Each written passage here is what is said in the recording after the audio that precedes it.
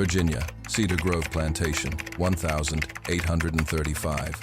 The night fell heavy, carrying the smell of soil and cotton, while the cicadas' chorus blended with a low, almost human sigh.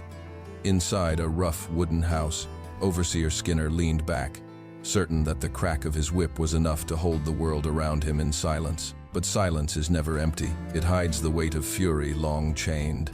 3 pairs of eyes glimmered in the dark, waiting, breathing, burning. Reuben, Henderson, Anderson. Men stripped of everything but their calloused hands and the rage carved into their bones. On this night, the balance of Cedar Grove was about to shatter. Cedar Grove Plantation looked peaceful to the eyes of strangers passing by. White fields stretched to the horizon, cotton blooming like snow under the southern Sunday. But for those who worked them, the beauty was a mask. The white fluff hid drops of red, hidden stains of sweat and blood pressed into every stalk. From sunrise to long after dusk, bent backs carried the weight of a system built on exhaustion and fear. The air itself seemed to belong to someone else. Every breath was monitored, every movement subject to command. A shout could rip through the stillness at any moment, followed by the sound no one could mistake: the whip, striking flesh with a crack like thunder.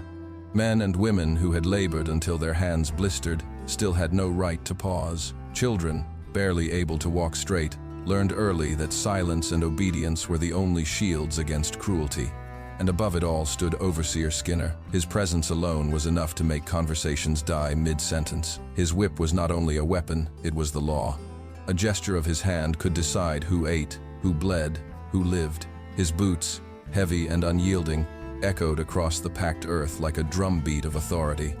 When those steps approached, hearts raced faster, as though anticipating punishment before it came. Life at Cedar Grove was not measured in seasons but in punishments survived. For the men and women forced to labor there, each day was a question: who would be called out, who would be struck, who would never come back from the fields. The overseer's word was final, his cruelty unchecked.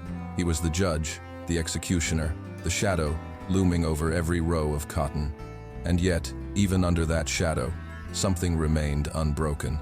People carried quiet defiance in the way they sang under their breath, in the stolen moments of rest when eyes lifted toward the sky, searching for something larger than chains.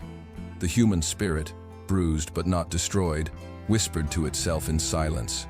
It said, "There must be more than this." 3 men, Reuben, Henderson, and Anderson, felt that whisper grow louder each day. For now, they bent their heads like everyone else, their bodies moving in rhythm with the endless demand of the cotton fields. But in their chests, the rhythm faltered. They could not forget the insults hurled at them, the violence that had scarred their backs, the way Skinner laughed at suffering. Life in Cedar Grove was a cage without doors, but they had begun to feel the walls pressing closer, leaving no space to breathe. The plantation seemed eternal, unchanging, but deep inside its silence, the seeds of revolt were quietly taking root. Skinner's rule was not only written in scars, it was carved into the very air of Cedar Grove. He believed that fear was stronger than food, stronger than hope, stronger than family. And so, he fed it to the people he controlled every single day. His voice was like a lash in itself.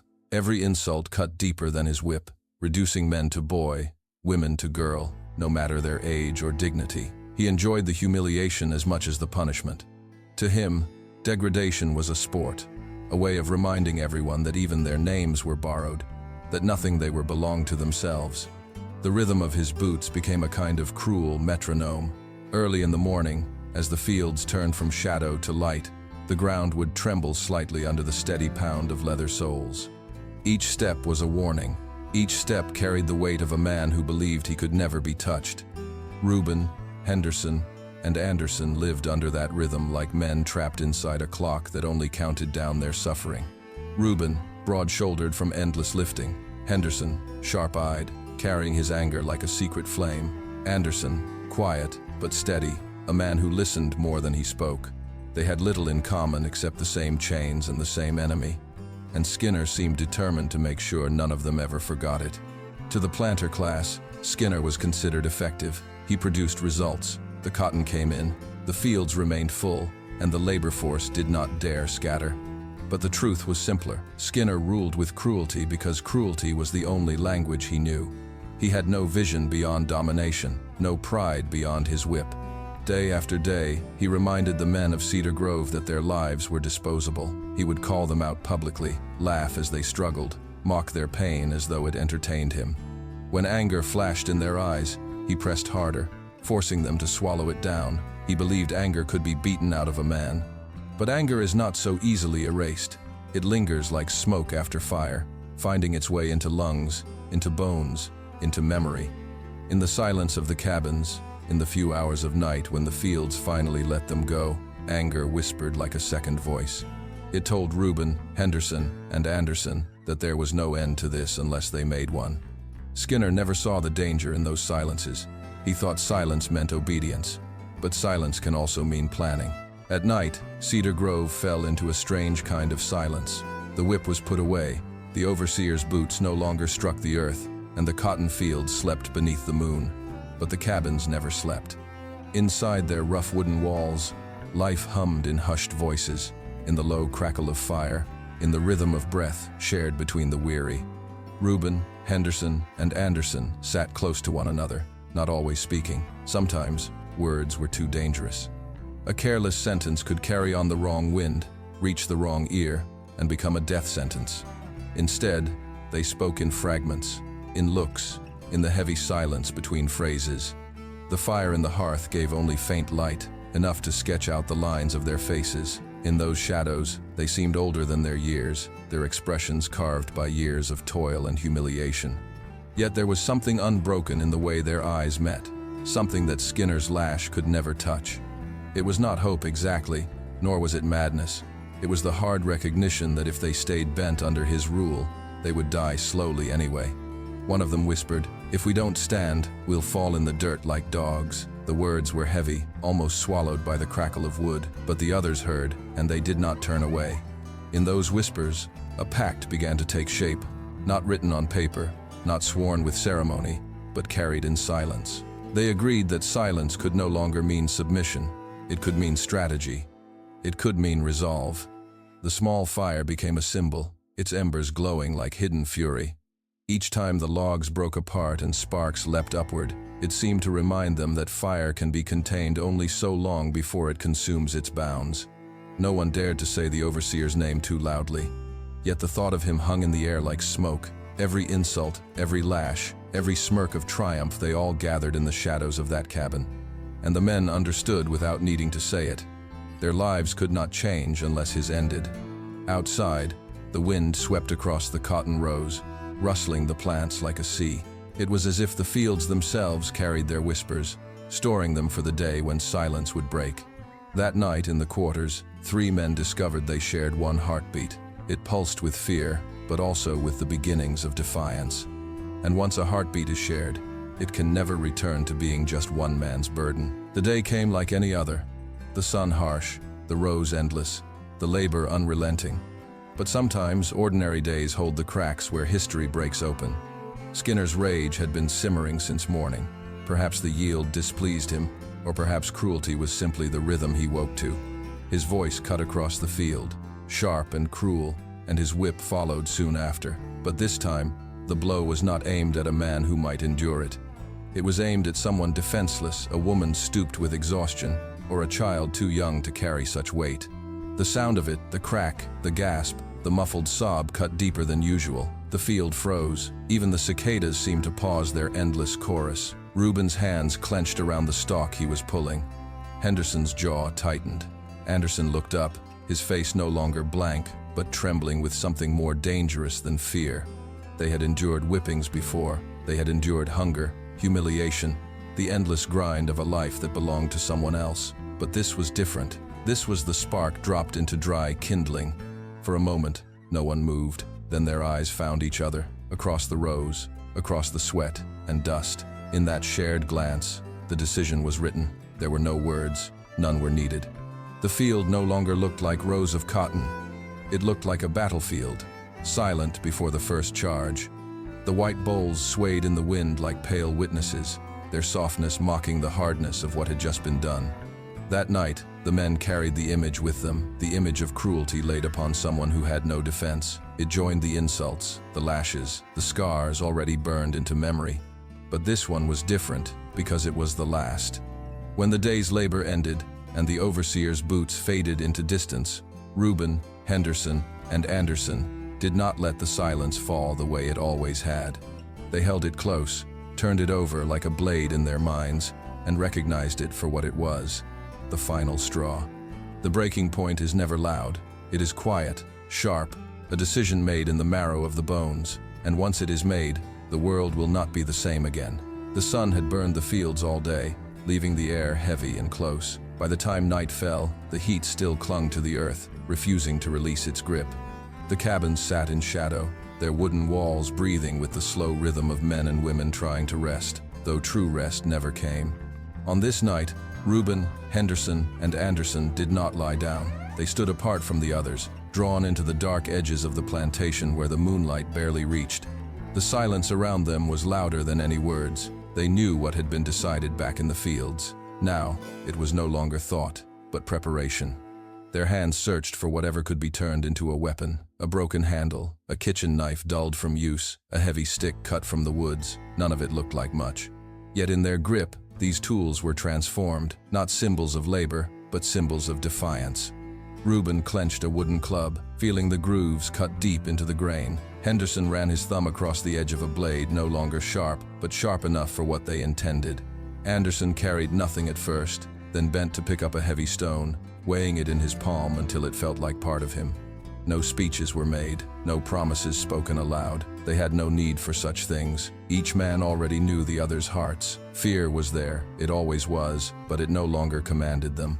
What commanded them now was the memory of the lash, the scream in the field, the years stolen without mercy.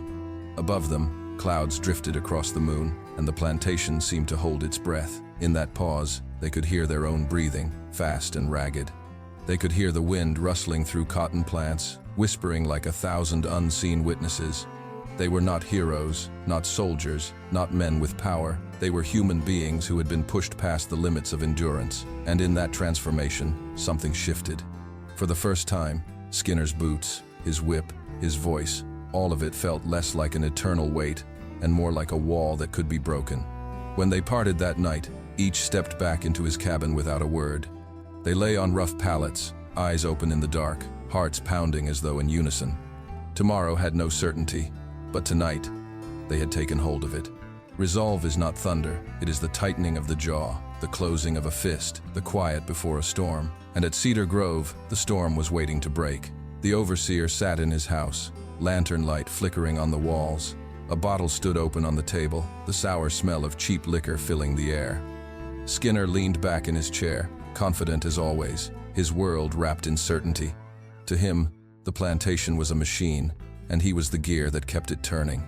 Outside, the night moved differently. 3 shadows approached, silent as breath, steady as heartbeat. The fields that had so often echoed with misery now bore witness to something else, a reckoning.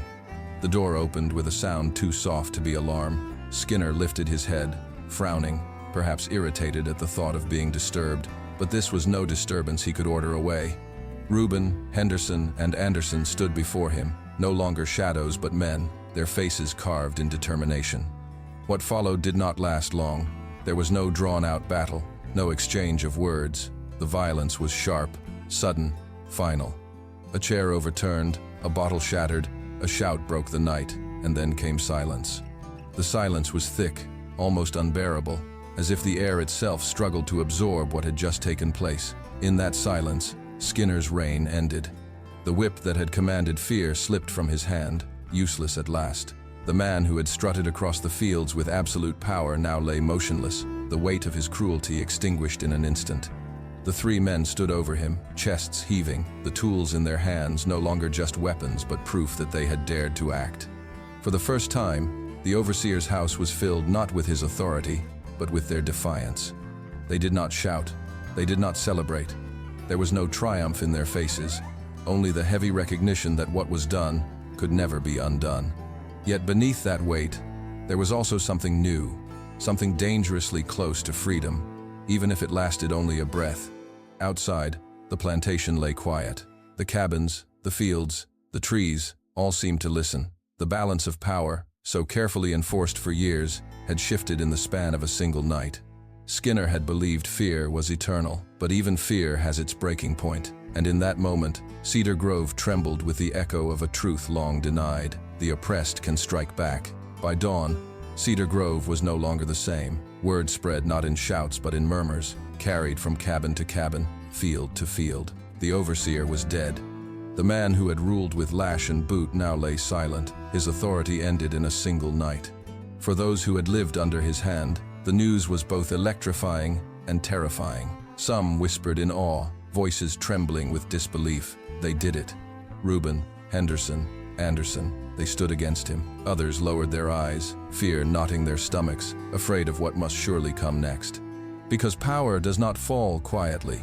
It shakes the ground when it lands. By mid-morning, the plantation's white owners had gathered, their faces pale, their voices sharp with fear and outrage.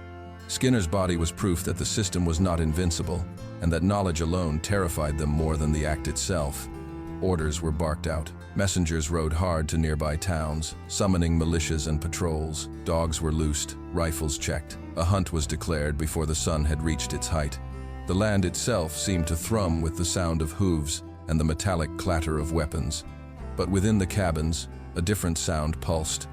Men and women spoke in hushed voices, their words broken with disbelief. They did what we only dreamed. Eyes glistened, though quickly turned away.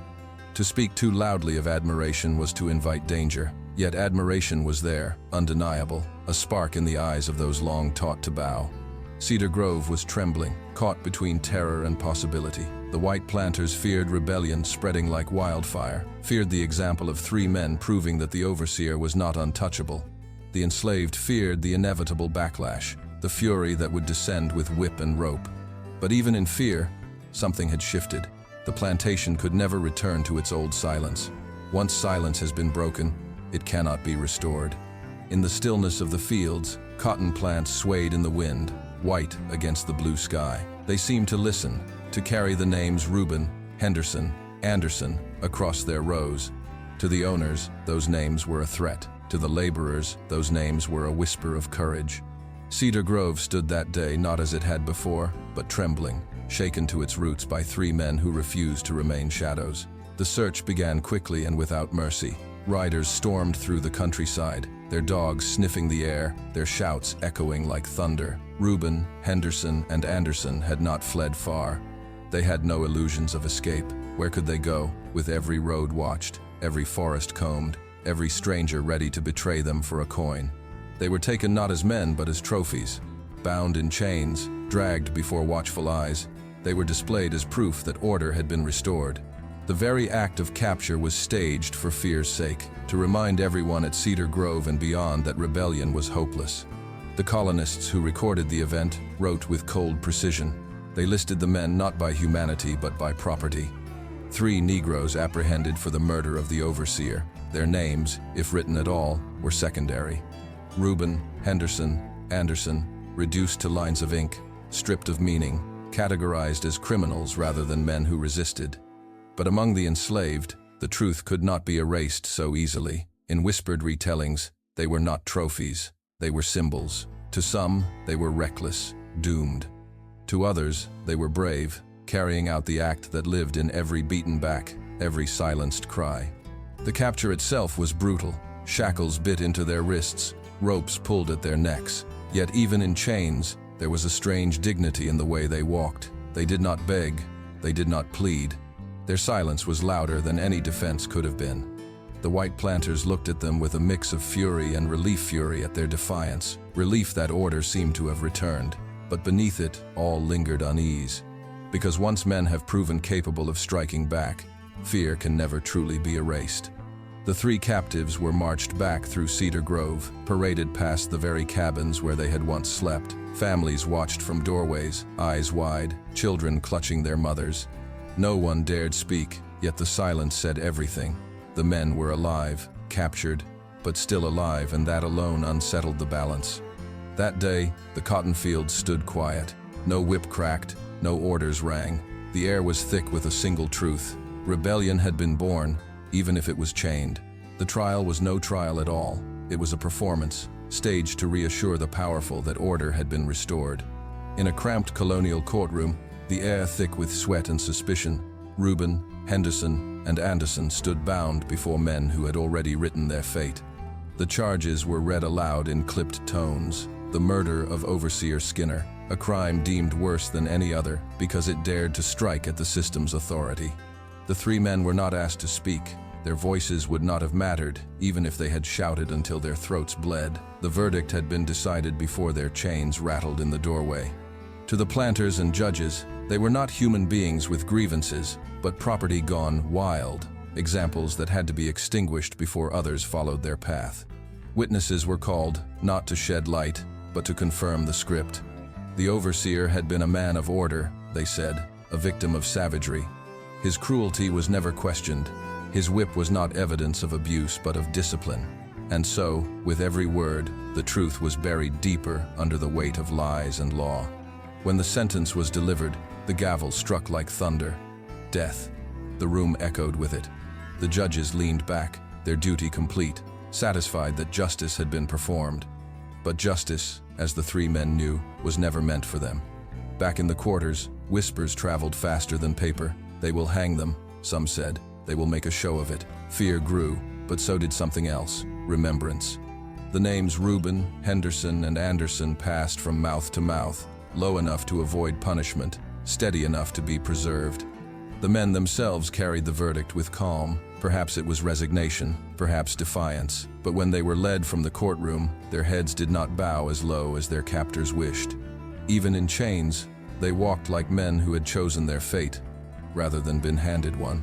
The planter class would turn their deaths into a spectacle, a warning carved into public memory. But memory is a dangerous thing. What is meant as deterrence can become legend. What is meant to silence can become a voice carried forward. The trial was short, but its echo was long. For those who witnessed it, for those who whispered afterward, the judgment said less about the men in chains than about the system that demanded their destruction. And systems built on fear always tremble at the memory of defiance. The executions came, as they always did, with ropes and crowds and silence forced upon those who watched. The three men were gone from the earth, their bodies claimed by the system they defied. But death does not erase a name. Reuben, Henderson, Anderson, the syllables carried in whispers across cotton fields, into cabins, into the hearts of those who bent under labor, yet remembered. Names too dangerous to shout, too precious to forget. The fields they once walked did not forget either. When the wind passed over Cedar Grove, rustling the rows of cotton, it sounded like a low chant, like memory refusing to be buried. For those who listened, the wind spoke. They stood, if only for a night. And so the question remains, echoing across centuries, who was guilty, the men who struck down a cruel overseer, or the system that reduced them to property, leaving them no path but violence? History rarely answers. It only leaves the question to us. If stories like theirs speak to you, subscribe to Murder Files Television, because some names were never meant to vanish in silence.